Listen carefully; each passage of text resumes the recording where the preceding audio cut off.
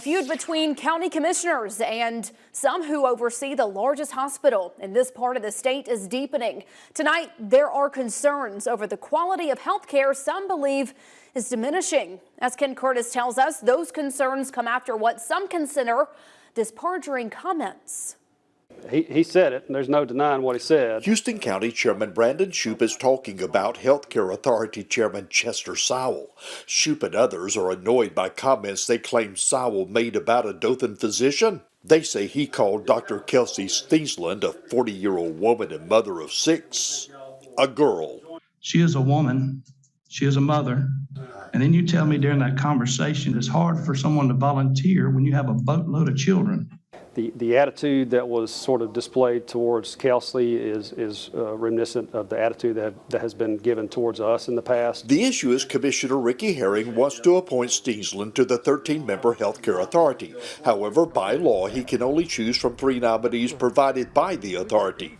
And Dr. Steensland isn't on that list. In Houston County, we just, create issues. Besides an ongoing dispute over the selection process for Healthcare Authority members, Shoup is worried about the state of healthcare in Dothan. He says that no longer can some procedures be performed here.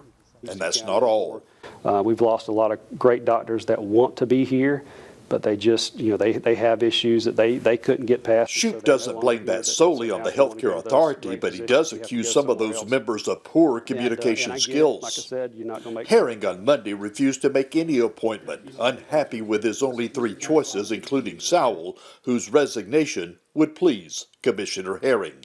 As for Shoup, he believes things will work out, and this quarrel ultimately will be settled. I feel like right now that there's people on the board that if they were the chairman, I could have a much better relationship with the board, but right now I tell you that the relationship is not the best. I'm very optimistic that is going to change one day. In Dothan, Ken Curtis, your hometown news leader.